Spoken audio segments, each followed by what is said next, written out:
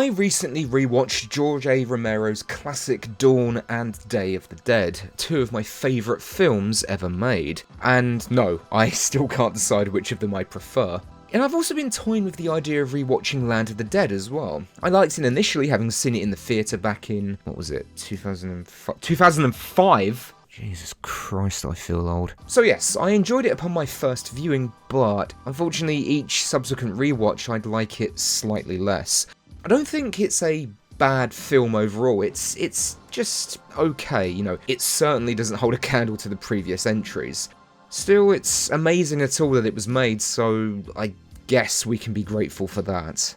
All I'm saying is I don't want people to think that I'm just hating on the film. It's, like I said, it's okay, it's decent, it's middle of the road. It's a perfect background movie as well, the type of film you put on during the day when you're cleaning or doing random chores, that sort of thing. I never watched Diary of the Dead, and I also never watched Survival either, so maybe that would change my perception of Land, because what I have seen of those is not good.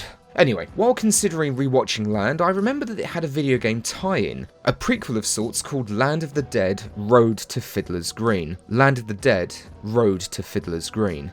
I played the demo way back in the day, and it was certainly a time. But I've never played the entire thing, so being the dumbass that I am, I thought to myself, well, I'm on a Romero binge, so why not play through it? Because I clearly hate myself. But, I'm getting too far ahead, so join me today as we take a look at Land of the Dead: Road to Fiddlers Green.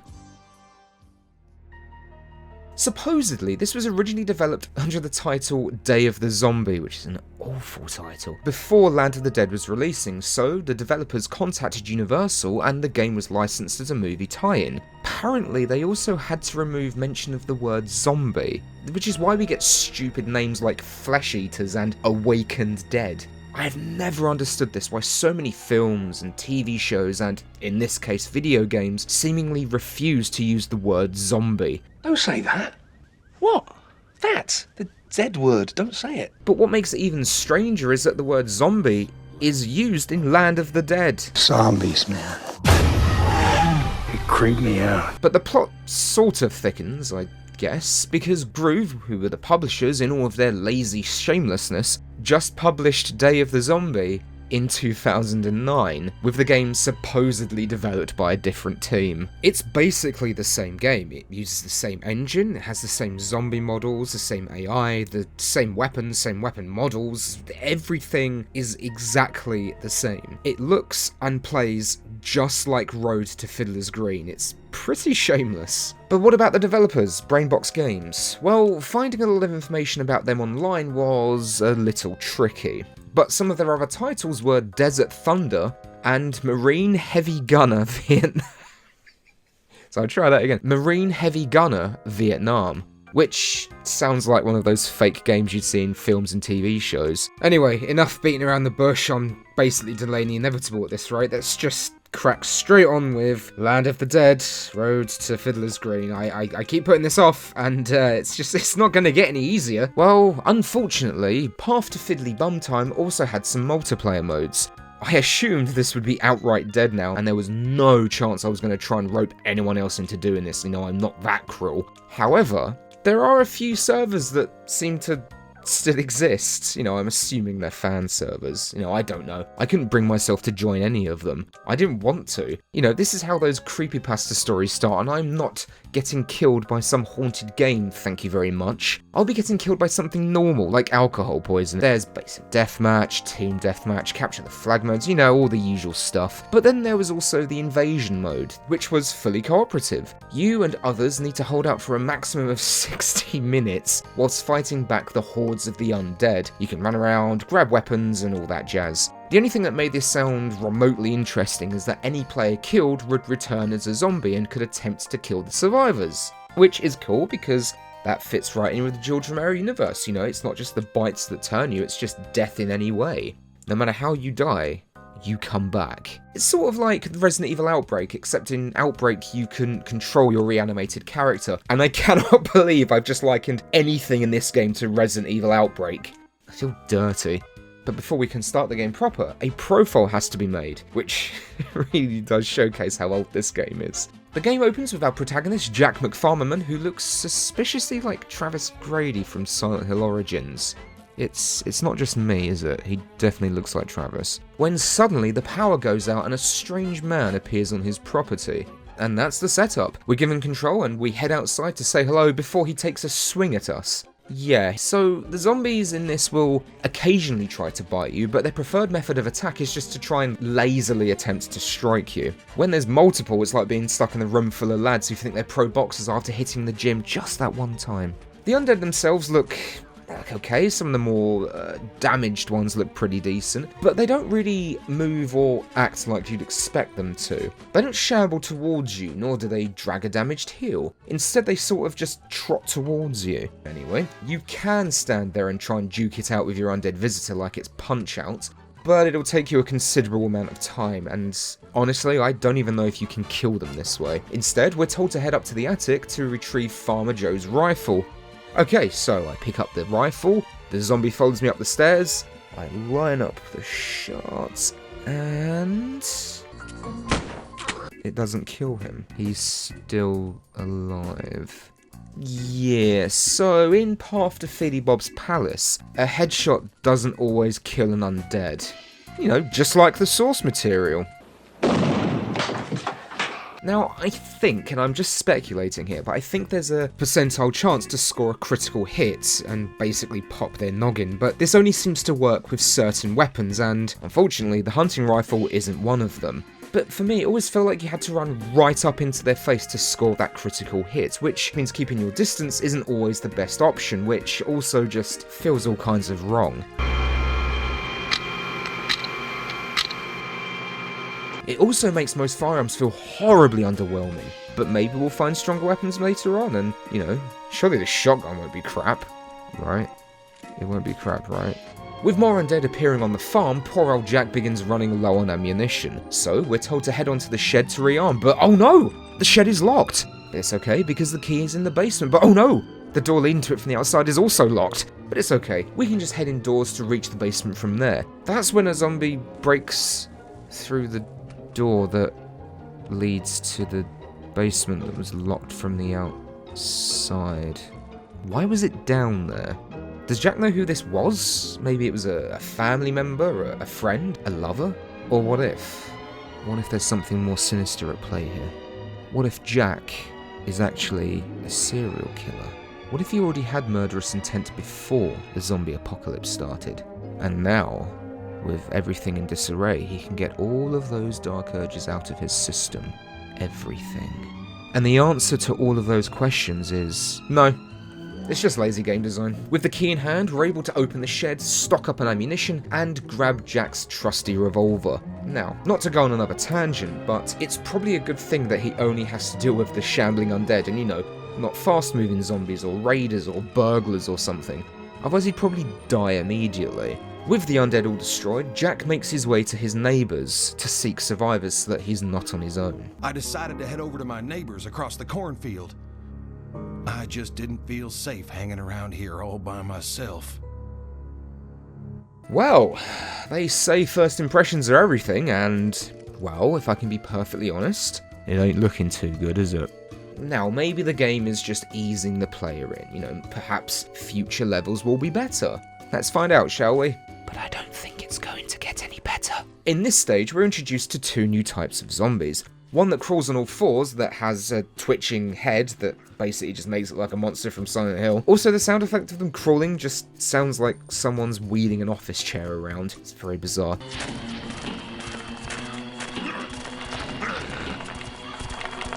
And the other different type of zombie in this stage can run, sort of. It's like a jog. You know, just like the series it's based on. And it's this stage that saw me die for the very first time. And no, not because I was overrun and surrounded and devoured by the hordes of undead. Ooh, no, no, no. You see, I run up to shoot this zombie in the face, it tries to bite me, which in turn causes the barrel next to me to explode, which is quite impressive, I suppose. So, the second time I decided to use my brain, you see, and get the drop on our undead friend over here, and detonate the barrel myself from a distance, which led to them being completely unharmed. Seems fair. Speaking of damage, you might have noticed one of the more irritating aspects of Trail to Fuddled Lime. Every time you take damage, be it from a bite or being slapped upside the head, Jack will drop to the ground on one knee and the perspective will shift by about 45 degrees. And this happens every single time. There are even instances where it took him so long to get back up again that I would get twatted in the mush a second time. Also, and this is purely just me, it really bothers me that being bitten by a zombie just only does damage. It shouldn't bother me considering, the Resident Evil series exists and I've played most of those games to death, as well as stuff like Left 4 Dead and the Dead Rising series. But it just feels off. It doesn't feel right that we're in the Romero universe here, and bites can just be remedied by popping pots of aspirin. The gameplay is also still quite dull at this point, and the inconsistent headshot count is getting very, very irritating. Especially when one zombie can take up to 6 shots to the face before they die. Well, or die again. Are they really? No, what do you even call it? Well, that's the question these days, isn't it? The worst thing, though, is that sometimes, genuinely, the game actually manages to build up a somewhat oppressive and tense atmosphere, but it's then immediately ruined by the woeful zombie AI. And if I can look at more positives here, another nice touch involves the radios that you can find in certain levels. By turning these on, you can listen to news broadcasts that inform us of how bad the epidemic is becoming. Evacuation efforts to the city of the living are well underway. People from all over the state have been arriving at the Jared Smith Center throughout the day. We expect that the convoy will move out sometime tomorrow.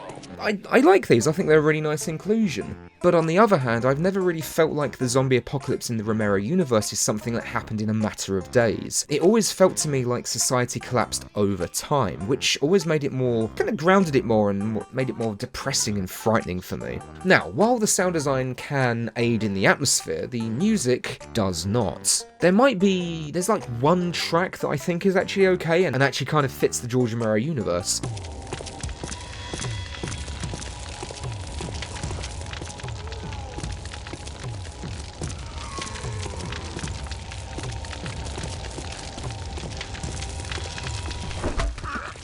But most of it is average, bad, or just completely out of place. This one track in particular just made me think of the South Park game on the N64. It's so weird.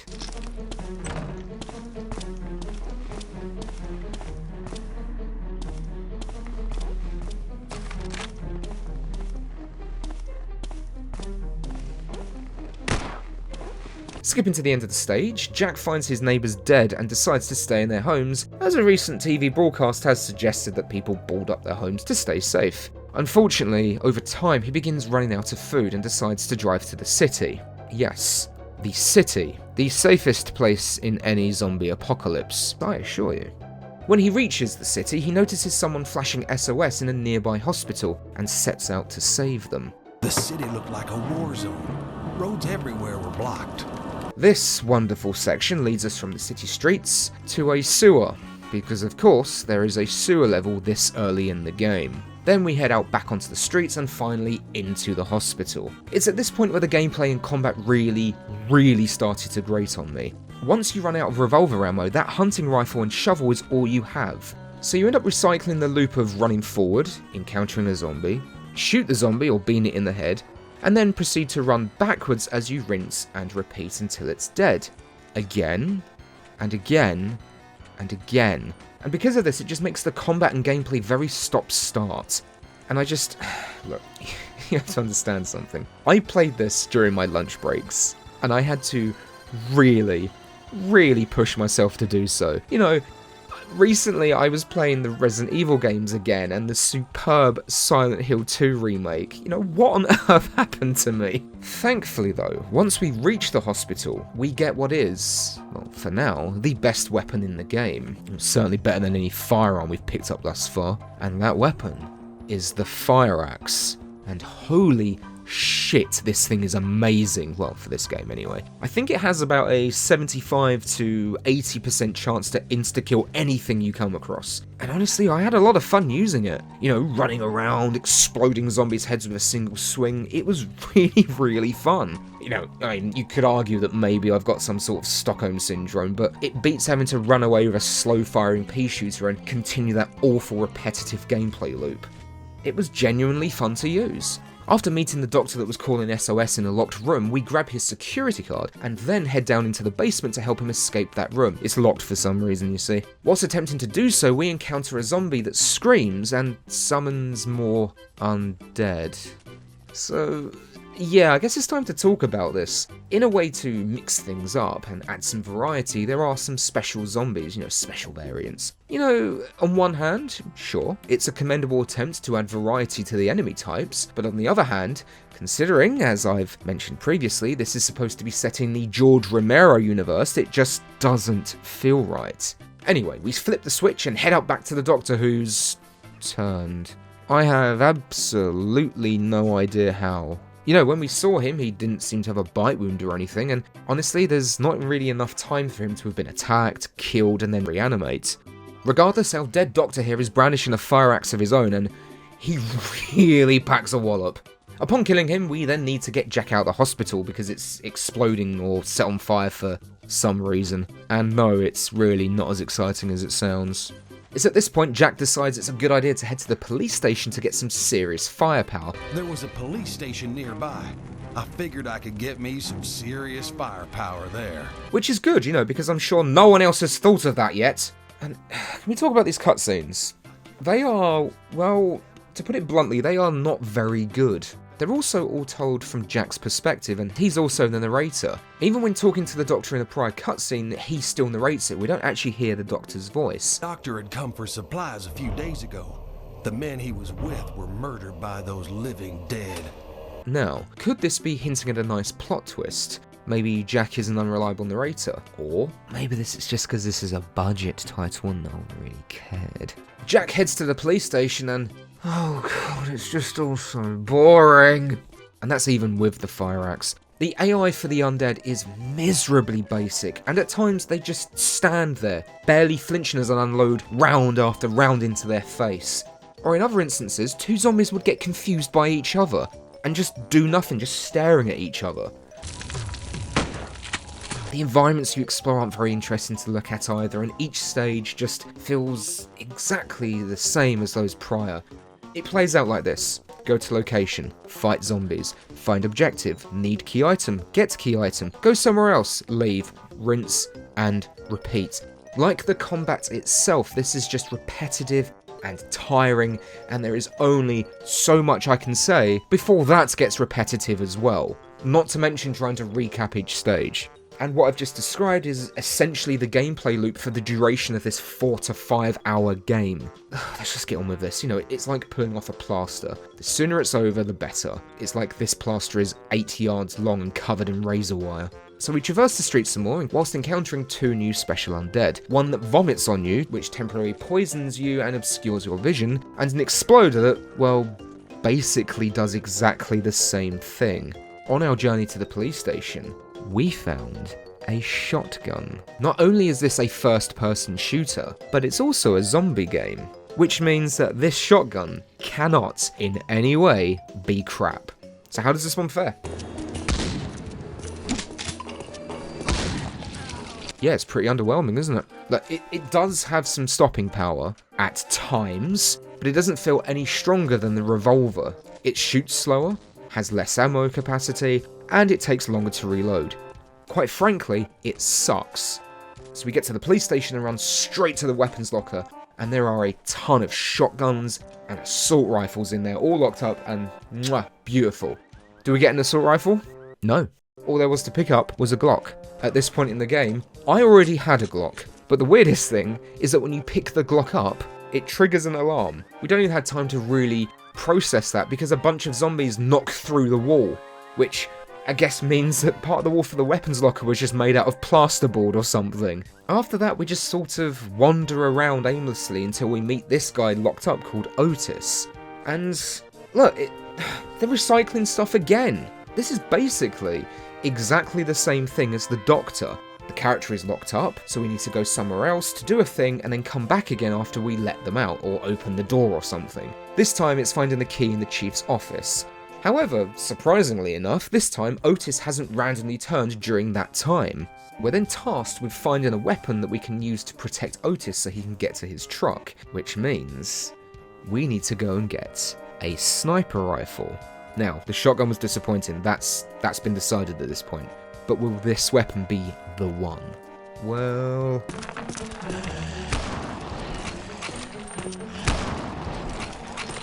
Holy shit, this is more like it. Not only does it pack a punch, but it also reloads really quickly. It took nearly 2 hours, but we finally got a melee weapon and a firearm that do the job. Finally. To make things even better, look how much ammunition we get for it. With the rifle in hand, it's time to head to the roof to cover Otis. Otis was ready to run to the truck. I didn't have many bullets in the sniper rifle, so I had to be careful. I'm sorry, what? I didn't have many bullets in the sniper rifle, so I had to be careful. I didn't have many bullets in the sniper rifle, so I had to be careful. Considering how abysmal the enemy AI has been so far, I was genuinely really scared as to potentially how bad this section could be. And even in good games, I can't think of a single mission of this style that I've ever really enjoyed. It's basically up there with escort missions for me. Thankfully, Otis has a revolver. Unfortunately, he can barely hit anything. Now, you know what? No, that's not fair. He successfully hit something. Once. At one point, he just stood there whilst a zombie approached him, and he kept firing about 45 degrees to the right of it. He then proceeded to just stand somewhere else, as a zombie came up behind him, and another zombie just started crawling on the ground, and just died. I wasn't getting off to a good start, but maybe the second time will be better. I know where the zombies are now, so I know exactly what to expect. Maybe I can just pick them off sooner. So I reload the game, and he never left his starting point at the police station. He just stood there, unmoving. I killed everything, and he still refused to budge. He might as well just been T-posing. So I did the only logical thing you could do. I shot him. I'm just gonna say it. It's been a very, very long time since I've covered a game that's this bad. Years ago, I just purely covered mostly bad games, and since then, I've really tried not to fall into the outdated angry video game reviewer shtick that permeated YouTube for so very, very long. But I also cannot sit here and lie about Greeny's Fiddle. It is genuinely one of the worst things I've played in a considerable amount of time, and the only real redeemable thing about it is that now I appreciate the film a lot more in comparison. So I reloaded again, and once more, he was motionless, and he just wouldn't move. I couldn't do anything to make him move. Then at one point I threw a Molotov at him to see if that would make him move, and he died again, but that was it. Something had gone horribly wrong, and I couldn't progress anymore. Both my manual save and the autosave were useless. I was stuck, and I couldn't find out any way to progress. All because Otis wouldn't move. No matter what I did, no matter how many zombies I killed, no matter where on the roof I went, he wouldn't move. So I shot him in the head again. Hi everyone, thank you so much for watching. It feels good to get something out so early in the new year, and I'm really excited to push on and produce more content for you all. The next part of my Metal Gear series is coming, as well as a bunch of other stuff I've got planned. I'm going to try and make shorter videos like this to tide me over while I work on the big projects like Metal Gear Solid 1 and onwards, as well as continuing looking at the game set in the Alien universe, and all manner of stuff that I've started writing and need to finish, and more importantly, need to record the footage for. Anyway, I hope to see you all soon, and I hope 2025 is a great year for you all. And yeah, until then, I'll catch you all later.